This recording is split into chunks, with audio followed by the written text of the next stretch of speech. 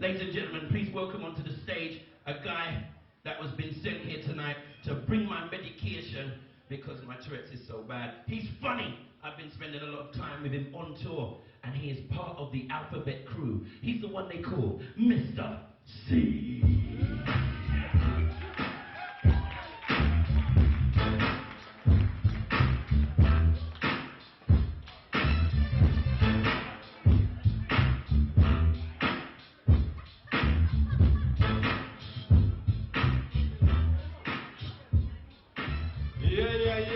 Yeah, Choice Comedy Club, how you doing? Yeah, don't bother give me none of that fucking lukewarm shit, man. I didn't spend so much money on my Oyster card for you lot just to look at me and smile. Fuck that shit. Black people don't want to give no love when it comes to the laughter, just want to look and I'm not going to laugh, I'm just going to hold it inside. In case charge me extra. Laugh, man, fuck it.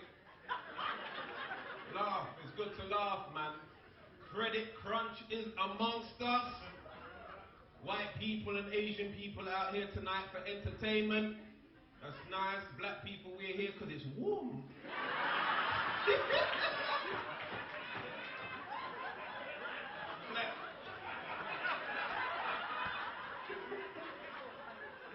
Black people, boy, right, look at the gas bill. All right, turn it down, turn it down. Come, bring the children, we're going to try it. Come. Sit down and hug.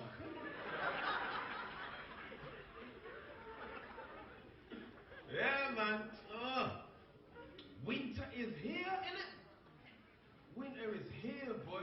You know when winter's around, man, people start acting differently. No, they do, seriously. Summertime, you know, summertime you're happy with everybody. Fuck it. Come on, true, innit? Ladies, there's some of you, in the summertime, man will run you down. Wintertime, it's back to normal.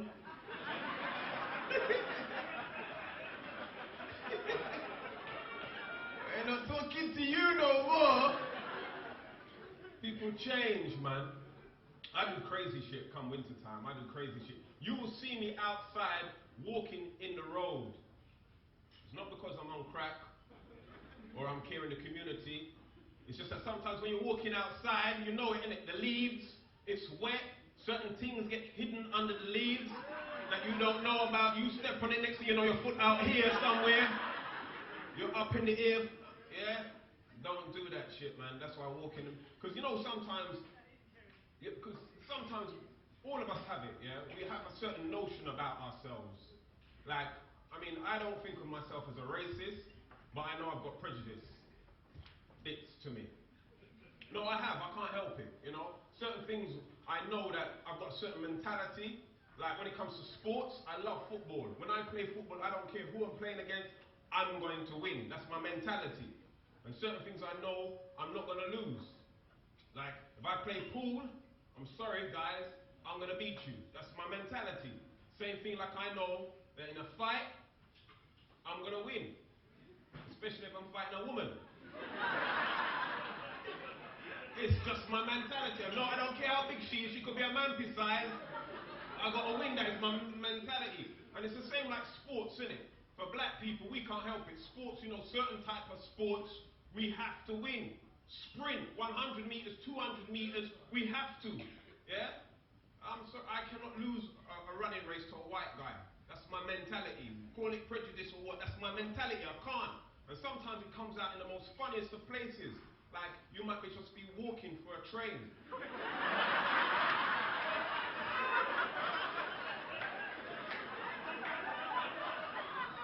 Couldn't help it. I was walking for the train, mind my own business. Next thing I was, all right, and you want to real.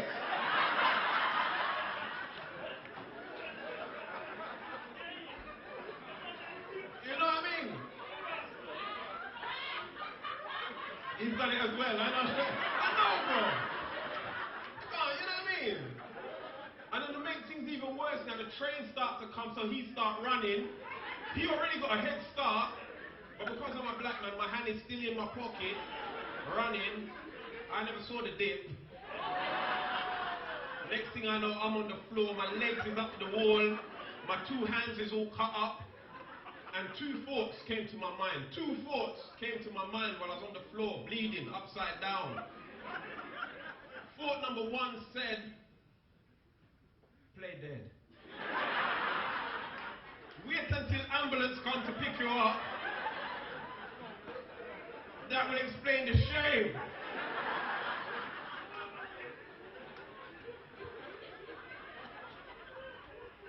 Then I thought about my mum coming to visit me in the hospital and saying, you mean to say you're here? What about the white man? He beat you? Give me back my grapes, you bastard. The second thought was to pick myself up and get onto that train before that guy. Yeah, man, I sat on the train, huffing and puffing, bleeding. And people was looking at me saying, shame, man, shame. Shame, man. The crazy things we do because we got these little things in our heads, man. These little things in our heads telling us things all the time. You know, the last 2 weeks have been a real great week. Great times, I should say, man. Most importantly, like Lewis Hamilton. Oh, you're done now, man. Come on.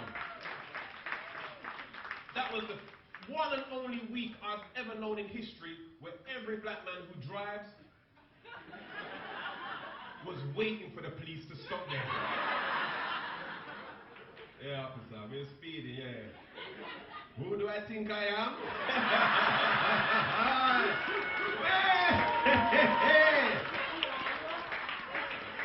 We waited for that moment a long time, innit, man? Try now, man. And then Barack. Ooh! Barack. Yeah, man. I don't know why we're so happy. I'm happy for the Americans. We got to wait a long time before we see any of that shit over here. Try now. It's going to be quicker to see an Asian Prime Minister before a black one in this country, man. Try know that, man. For real, man. For real. But it was nice. It was nice. It was a nice feeling, man. I've got to tell you about my week last week, man. It was a crazy one. I don't know how many of you read that article in the Sun newspaper when they had the thing about comedy going into prisons. And Jack Straw was like, nah, he's not having none of it. It was me and one of my associates who do this, a comedy school it's called.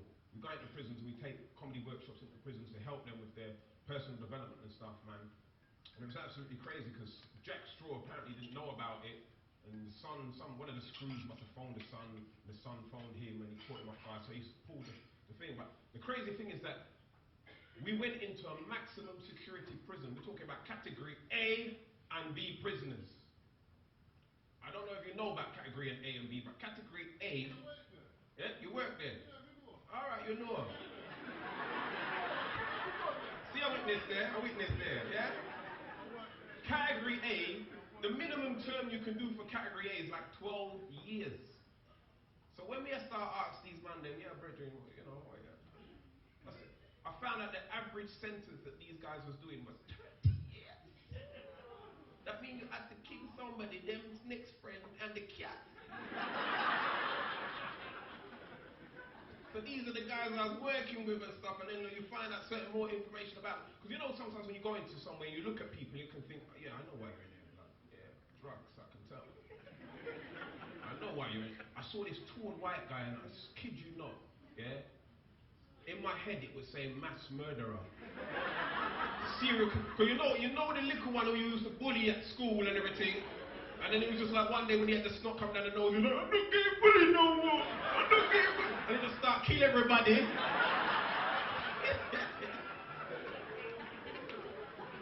Yeah, he was there too, man. He was there too.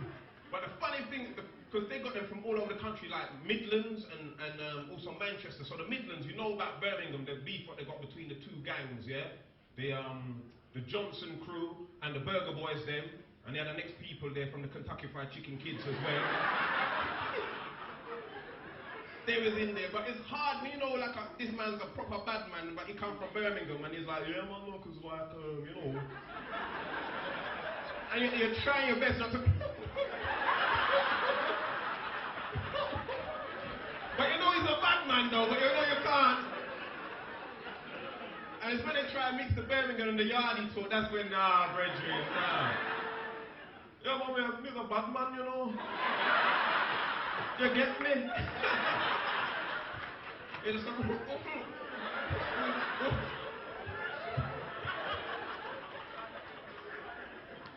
But the biggest joke of all, man, they had this guy in there, this Asian guy, because there was black, white Asians in there, yeah? And this Asian guy, you could tell he was like a proper governor. And the only way I can describe this guy is that he came out and he was wearing jeans, a jeans jacket and jeans trousers, but not the kind of jeans that we would wear. It was almost like the kind of jeans what the Fonzie used to wear in Happy Days. Sometimes being in them kind of environments is not the right place for a comedian to be in. And then the thing, he had this hairstyle which was almost like a rock and roller kind of, you know, the quiff at the, and every time he moved his hair went. And the first name that come into my head to call him was Patemvis.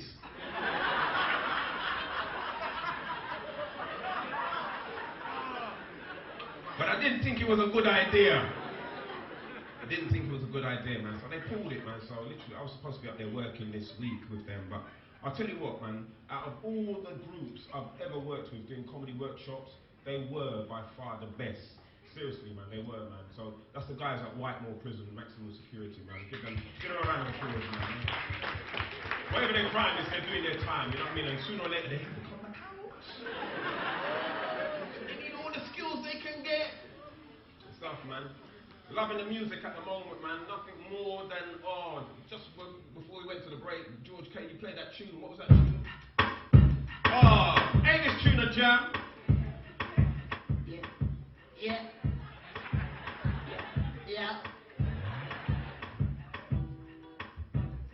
Bobby Valentino. That's a tune, man. You know that's a tune. Bobby Valentino on that, he's just so But Lil Wayne, now I know he's on medication, but I didn't realize how much.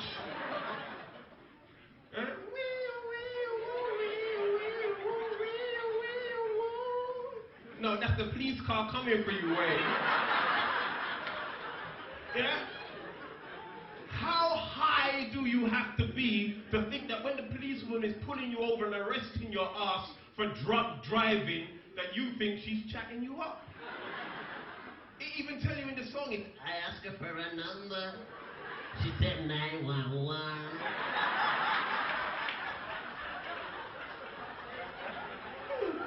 That's not her number, Lil Wayne. That's her calling for backup.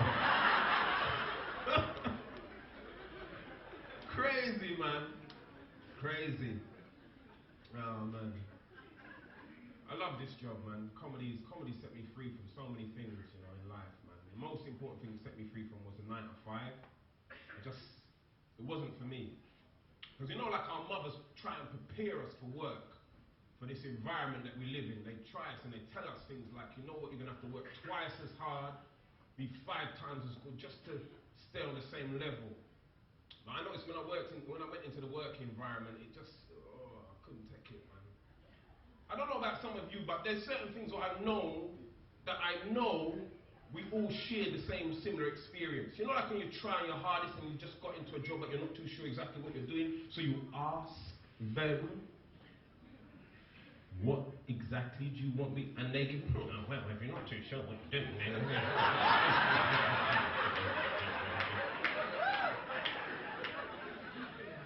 And something deep inside you kind of starts to rise up. You know, I'm African, why? But you try your best to hold it down. Yeah? You try and get a bit more clarification, yeah? Next thing you know, they're saying to you, oh, why are you being so aggressive? And you know that you're not being aggressive, because if you was aggressive, you'll be looking down at them on the floor. Yeah? But you try to hold it down, even though now you can hear in your head,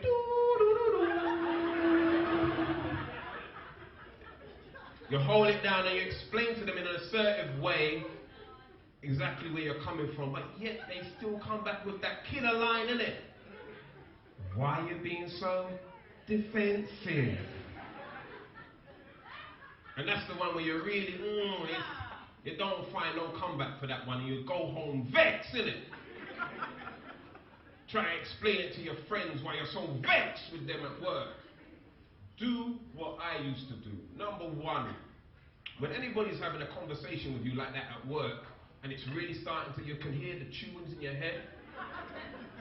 When they're talking to you, because it's very important to keep eye contact when people are talking to you, especially when they're upset with you, yeah? Especially when they drop that shit like, I'm not happy about blah, blah, blah, blah, blah, blah. Just slip this in. Remind them that, excuse me, on my job description, your happiness is not included.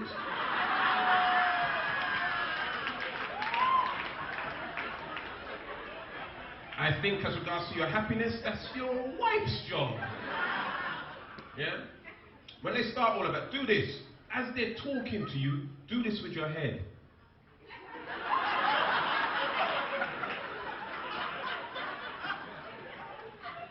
Because it's hard to be serious with somebody and have eye contact with them, and they're doing, because it messes up the thought pattern in their head. And you know when you've got them, and when you see their head start going, that's when you know you've got them.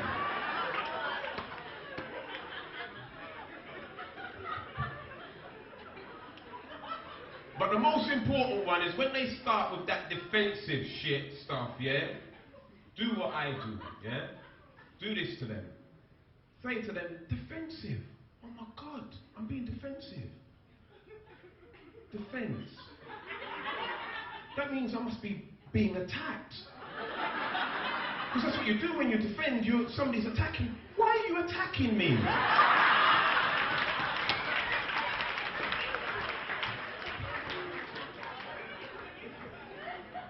Do it, man. We've got to start making our own changes. Because, yeah, America's fine now. They've got nuclear bombs. America's fine, but we have to start looking at our own now, making our own changes, yeah? So this is what I say to you, and I'll leave you with this one. For 2009, we have to start taking control of our own legacy here in the UK, yeah? Especially in London, because we can make the changes, yeah? So number one, the terminology, black on black crime, let's banish that from our vocabulary, yeah? It's bullshit, yeah? Because listen, when Asian people kill Asian people, they call it honor killings. You know what I mean? It's not a crime, it's honorable. He fucking with my daughter, so I fucking kill him. Bancho, Gandu, Dochunga Puta, put each other Lancho, kill him!